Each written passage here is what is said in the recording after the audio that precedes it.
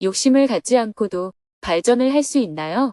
2024년 4월 14일 해외 언로 활동 감한당. 안녕하세요. 오늘은 정토회를 시작하고 초창기의 해외 활동을 개척한 원로 활동가들이 한국 정토회를 방문하러 오는 날입니다. 스님은 새벽 4시 30분에 선유동 정토연수원을 출발하여 울산으로 향했습니다. 어젯밤에 속가의 형님이 위독하다는 연락이 와서 병문안을 하고 가면 좋겠다는 가족들의 요청이 있었습니다. 고속도로 위를 3시간 달려 7시 30분에 병원에 도착했습니다. 병문안을 마치고 두북 수련원으로 향했습니다. 논과 밭을 한 바퀴 둘러본 후 10시에 서울로 출발했습니다. 차로 4시간을 달려 오후 2시 30분에 서울 정토회관에 도착했습니다. 부탄에서 입국한 후 연달아 일정이 이어져서 휴식을 못했습니다. 부탄에서 탁상사원 답사 일정이 몸에 무리가 되었는지 몸 상태가 안 좋았습니다. 오후에는 휴식을 취했습니다. 해가 저물고 저녁 7시 30분부터는 정토사회문화회관에서 해외 초창기 활동가들과 간담회 시간을 가졌습니다. 정토회에서는 초창기의 해외 활동 개척에 기여하신 분들의 공로에 감사하는 시간을 갖고자 세계 곳곳에서 원로 활동가들을 한국으로 초청을 했습니다. 오늘부터 일주일 동안 설악산, 봉화, 문경, 장수, 울산, 서울 등 으뜸절이 있는 곳을 방문하며 정토회와 한국의 사찰을 순례할 예정인데요. 오늘은 출발하기 전에 스님과 만남의 시간을 가졌습니다. 먼저 스님이 해외 원로 활동가들을 반갑게 환영하는 인사말을 해주었습니다. 해외 원로 활동가 여러분들, 한국에 잘 오셨습니다. 정토사회문화회관을 짓고 나서 처음 와 보셨죠? 네.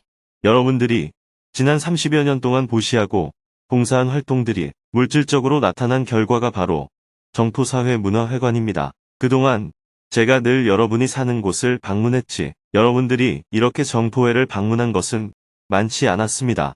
여러분이 정토회를 방문해도 그동안 잘 곳도 마땅히 없었는데 이제 국제회의 등 많은 행사를 하기 위해 정토사회문화회관에는 숙소도 마련하였습니다. 그래서 이곳을 개원할 때 여러분을 모시고자 했지만 그 사이에 코로나 팬데믹이 생겨서 안정될 때까지 기다리다가 이번에 여러분들을 초청하게 되었습니다. 이번 방문은 일을 하러 온 것이 아니고 놀이 삼아 온 겁니다. 그러니 너무 무리해서 놀지는 마세요. 일은 좀 무리해서 할 때도 있지만 이번 방문은 노는 것이니까 아프시면 그냥 쉬셔도 됩니다. 풀 뽑는 일정은 무리해서라도 잘 뽑겠습니다. 풀 뽑기도 무리해서 일정을 잡지 않겠습니다.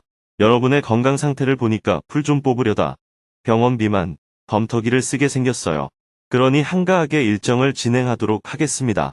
준비한 일정을 다 소화하느라 촉박하게 다니기보다는 천천히 여유를 갖고 다니겠습니다. 정토회 스타일은 원래 좀 빨리빨리 다니는 것이잖아요. 하지만 이번에는 진행을 맡은 스태프들도 천천히 진행해주세요. 마음은 아직 청춘인데 벌써 노인네 취급을 하시네요. 나이가 드는 것을 어떻게 하겠어요? 그래서 슬퍼요. 노인 취급을 받기 싫은 사람은 스태프들과 함께 옆 사람을 부축하는 봉사라도 하세요. 세월이라는 것이 참 빠르네요. 저도 벌써 72살이 됐습니다. 정토회를 시작할 때가 20대였는데 벌써 70대가 되었으니 40년이 넘었습니다. 저는 별로 아픈 데도 없고 해서 저에 대해서는 특별히 걱정하지 않으셔도 됩니다. 안내를 맡은 스태프들은 안내를 잘해주시고요. 문경과 장수를 다녀온 다음에 두북 수련원에서 보내는 이틀은 제가 직접 안내를 하도록 하겠습니다. 원래 계획은 저도 전체 일정을 모두 여러분과 같이 다니는 것이었거든요. 저도 여러분과 함께 놀면서 구경도 좀 하려고 했는데 부탄을 답사하는 일정이 많아져서 일부만 참석하게 되었습니다. 다시 한번 사과드립니다. 이어서 각자 소개하는 시간을 가졌습니다. 저는 뉴욕에서 왔어요.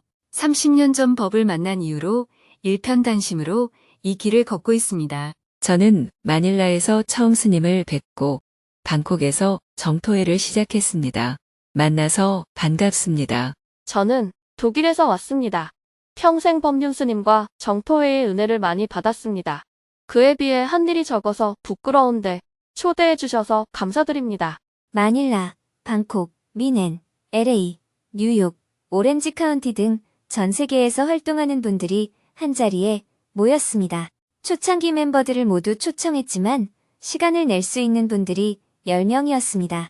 조촐한 분위기 속에서 일주일 동안 함께 여행을 다니게 되었습니다. 몇 가지 궁금한 점에 대해 질의응답 시간을 가진 후 생활, 차량, 프로그램에 대해 자세한 안내를 받은 후 다 함께 기념사진을 찍고 스님과의 만남 시간을 마쳤습니다. 오늘은 법문이 없었기 때문에 지난 12일 금요 증문즉설 생방송에서 질문자와 대화를 나눈 내용을 소개하며 글을 마칩니다. 욕심을 갖지 않고도 발전을 할 수 있나요? 행복을 제 안에서 찾는 방법을 여쭙고 싶습니다. 욕심을 가지면 행복해질 수 없는 건가요? 욕심을 갖지 않고도 발전할 수 있는 방법이 무엇인지 궁금합니다. 박사가 되고 싶다. 공무원이 되고 싶다. 정치인이 되고 싶다. 기업인이 되고 싶다. 이런 목표를 갖는다고 해서 욕심이라고 하지 않습니다. 그런데 목표는 다 이루어질 수 없어요. 목표는 이루어질 수도 있고 이루어지지 않을 수도 있습니다. 목표가 이루어진다고 해도 항상 좋은 결과가 생긴다는 보장도 없습니다. 마찬가지로 목표가 이루어지지 않은 게 꼭 나쁜 결과라고 볼 수도 없습니다. 이런 이치를 알면 목표가 이루어지면 다행이고 안 이루어지면 가볍게 포기할 수 있습니다. 그래도 목표를 이루고 싶으면 한 번 더 시도해보면 되지 괴로워할 일은 아닙니다.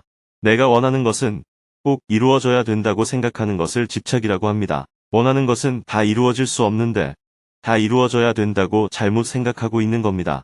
그래서 원하는 게 이루어지지 않으면 괴로워합니다. 괴로움은 원하는 게 있어서 생긴 게 아니라 원하는 것이 이루어져야 한다고 집착하기 때문에 생기는 것입니다.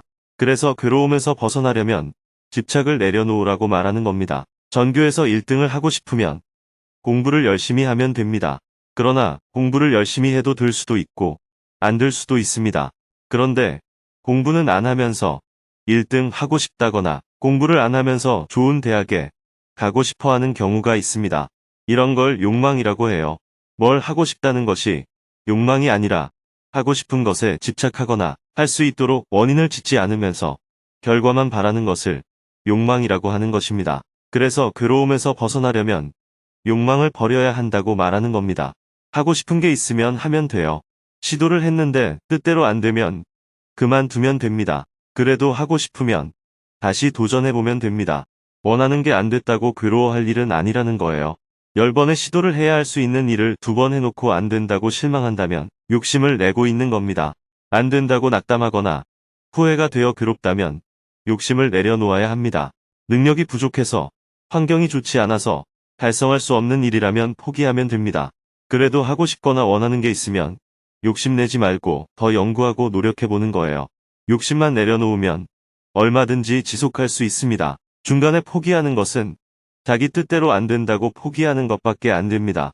개인의 이익을 위한 일이 아니라 공익을 위한 일이라 하더라도 할 수 있는 능력이 10밖에 안 되는데 100을 하겠다고 하면 그것도 욕심입니다.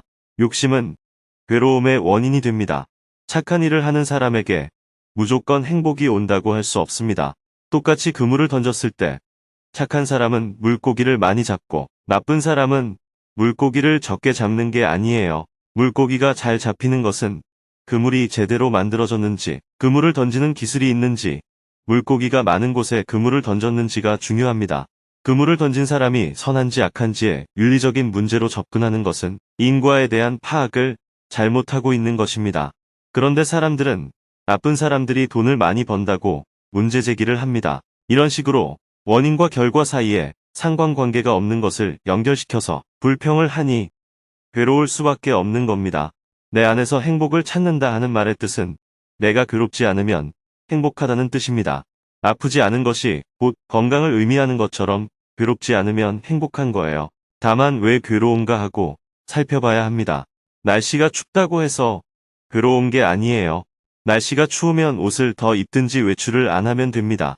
그런데 우리는 날씨가 추운 날에 옷을 얇게 입고서 날씨 탓을 합니다. 잘 살펴보면 날씨 때문에 괴로움이 생기는 게 아니에요.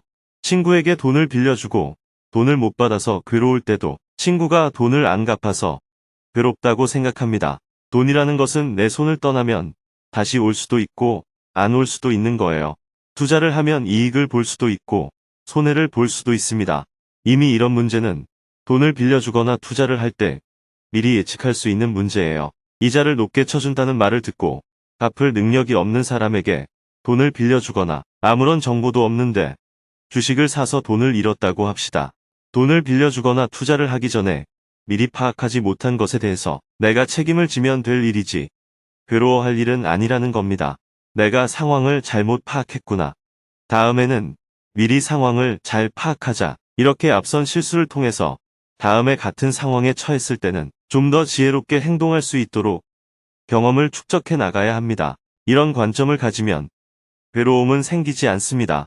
괴로움의 원인을 바깥에서 찾지 말고 나를 다시 돌아보는 쪽으로 관점을 바꾸면 괴로움에서 벗어날 수 있게 됩니다. 이것을 두고 행복을 내 안에서 찾는다 하고 말하는 것입니다. 행복이 몸속 어딘가에 있겠어요? 남을 탓하지 않고 자신의 어리석음을 살피는 것을 두고 행복을 안에서 찾는다고 표현하는 것입니다. 명쾌하게 설명해 주셔서 감사합니다. 스님 말씀을 잘 새겨듣고 행복하게 살겠습니다. 내일은 오전에 주간반 전법회원 법회를 생방송하고 오후에는 중앙승가대학 초청으로 학인 스님들을 위해 직문직설 강연을 하고 저녁에는 저녁반 전법회원 법회를 생방송할 예정입니다.